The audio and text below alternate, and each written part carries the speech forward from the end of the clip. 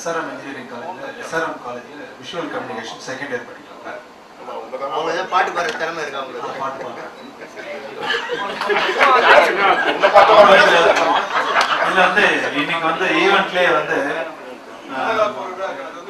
கரகரப்பு வந்து பிரேம்குமார் இப்பயும் இல்லை அப்பயும்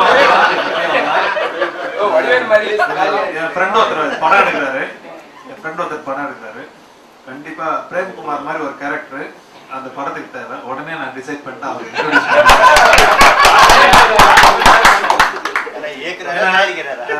டெஸ்டே பண்ண தேவை, டைரக்டா ஆக்ட் பண்ணிச்சு.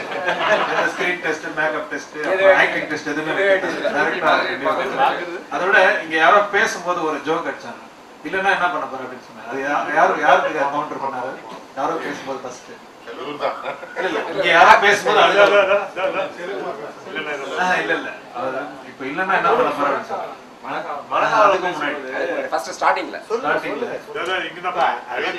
இந்த சைடு பேசும்போது அது வந்து அவர் ஏதோ பேசும்போது அவர் சொன்னாரு, இப்ப இல்லன்னா என்ன பண்ண போறேன் அப்படின்னாரு. ரெக்கார்ட்ல இருக்கும். இன்னைக்கு நடந்ததுலே தி பெஸ்ட் ஜோக். நீங்க சிடி ரிவைண்ட் பண்ணி பாத்தீங்கன்னா கூட தெரியும். தி பெஸ்ட் ஜோக் அந்த மாதிரி வந்து கவுண்டர் வந்து, ஏன்னா நான் வந்து மிமிக்ரி ஆர்டிஸ்ட், எப்பயும் ஜோக் திங்க் பண்ற ஆளு. எனக்கு வந்து அது வந்து ரொம்ப சந்தோஷமா இருக்கு. இந்த மாதிரி ஒரு ஜோக் வந்து சடனா அடிக்கக்கூடிய இது வந்து நம்ம மாதிரி ஸ்டூடெண்ட்ஸா இருக்கும்போது அந்த டைம்ல வரும். இந்த ஏஜ்லயும் இந்த ஏஜ் குரூப்லயும் நமக்கு வருதுன்னா அது பிரேம்குமார் இன்னும் அதே மாதிரி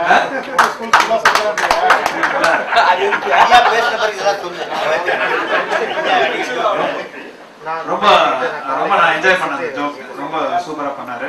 அதே மாதிரி இல்ல மிமிக்ரி வந்துன்னா நம்ம மறைந்த பரமசிவ மாஸ்டர், பிசிக்ஸ் மாஸ்டர் வந்து எல்லாம் அப்படி நடத்திட்டே இருப்பாரு.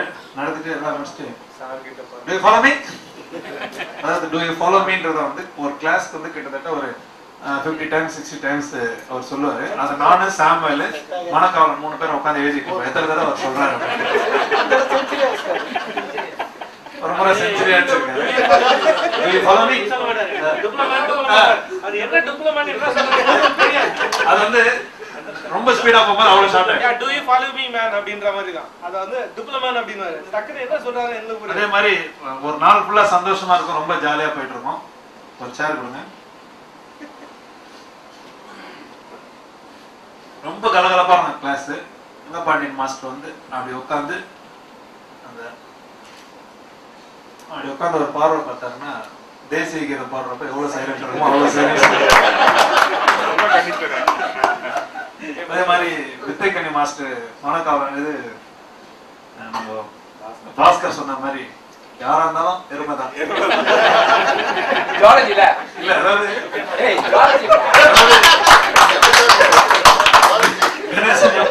இது வந்து டைமிங் சென்ஸ் சொல்லுவாங்க.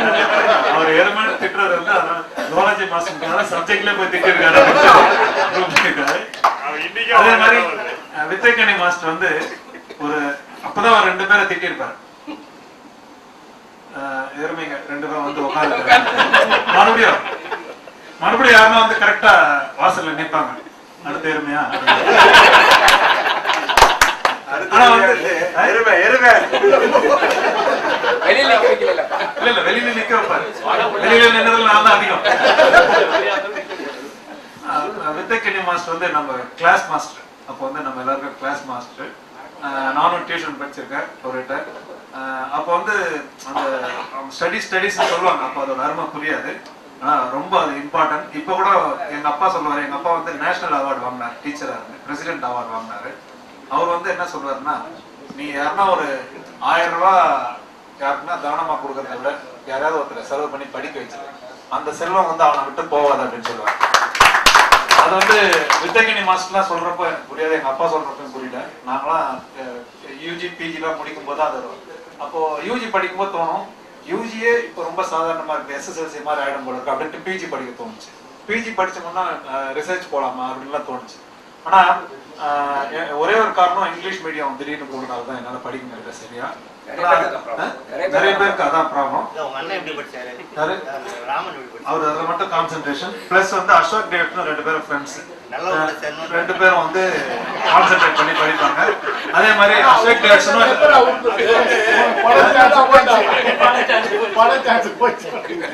நான் வந்து நல்லா படிக்கிறேன். ஒரு நாள் வந்து கெமிஸ்ட்ரியில வந்து 200க்கு 7 மார்க்.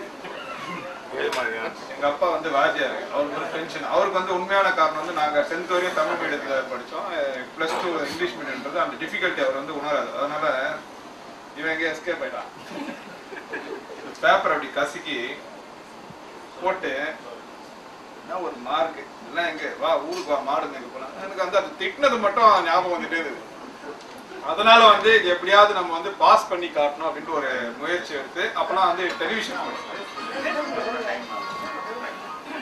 தொலைக்காட்சி வந்து அப்போ தூர்தர்ஷன் ஒரே ஒரு சேனல் தான். வாரத்துக்கு ஒரு நாள் படம் போடுவாங்க. அந்த படத்தை கூட மிஸ் பண்ணிட்டு மெத்த மேல போய் உட்காந்து கெமிஸ்ட்ரி, பிசிக்ஸ், ஜுவாலஜி வந்து அப்படியே எழுதி பார்த்து படிப்பேன். அப்படியே ஒரு இன்ட்ரெஸ்ட் வந்து அசோக் கூட சேர்ந்து அவன் படிப்பான். அவன் படிக்கிற மெத்தட்லாம் ஈஸியாக சொல்லுவான். இங்கிலீஷ்ல வந்து ஏதாவது கிராமர் மிஸ்டேக் அப்படின்னா சொல்லுவோம், அப்படி கரெக்ட் பண்ணி படிச்சதாங்காட்டி நான் வந்து ரொம்ப நல்லா படிக்கிறவன கிடையாது. அவன் வந்து அப்போ வந்து ஸ்டண்ட், கொம்பு சுத்துறது, கத்தி சண்டை, குத்து சண்டை, இந்த மாதிரி வந்து ஸ்டண்ட் நடிக்கிறாரு.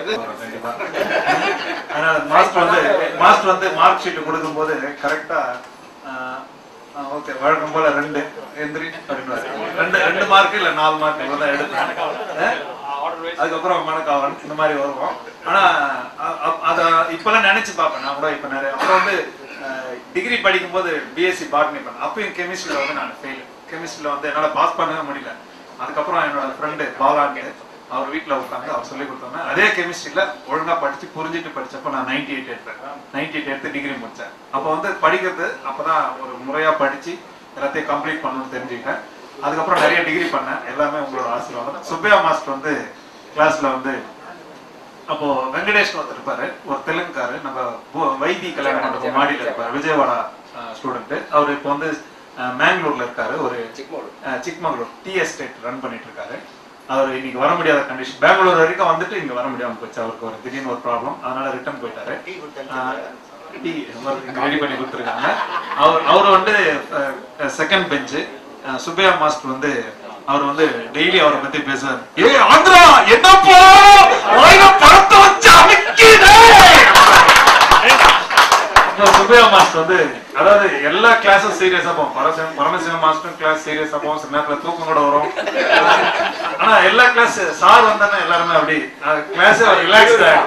இவரு கிளாஸ் வந்து சாரோட கிளாஸ் வந்து மத்தியானம் வரும். ஆனா மத்தியானம் இருக்கிற மாதிரியே ஃபீலே இருக்காது. அவர் மாதிரி ரொம்ப கலகலப்பா இருவாரு. அப்போ வந்து நம்ம வந்து அந்த அடல்ட்ரி ஏஜ் அந்த மாறுறது, டீனேஜ் கம்ப்ளீட் பண்ற இடம். அப்ப பாத்தீங்கன்னா அங்க விடவே போறோம்.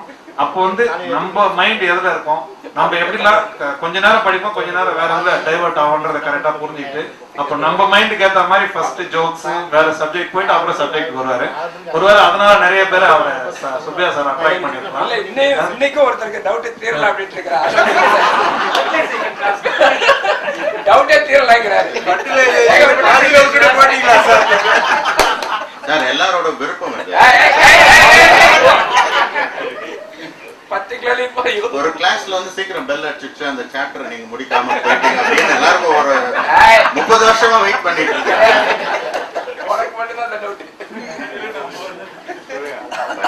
அதை ஷேர் பண்ணிக்கிறதுக்காக சொன்னேன்.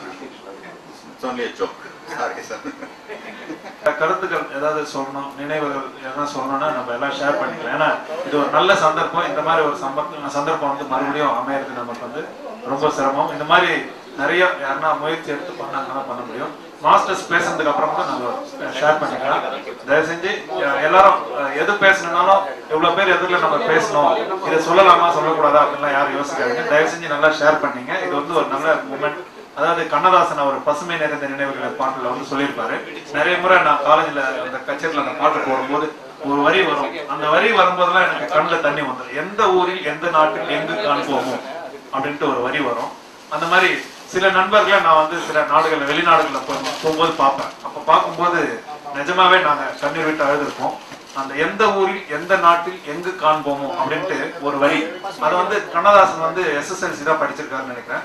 அந்த படிப்புக்குள்ள அவர் வந்து எவ்வளவு ஒரு பக்குவமான வரியை, அதாவது காலத்தால் அழிக்க முடியாத வரிகளை எழுதியிருப்பாரு அப்படின்ட்டு அந்த பாட்டை ஒவ்வொரு முறை பாடும் போதும் ரொம்ப ஃபீல் பண்ணுவேன் நான்.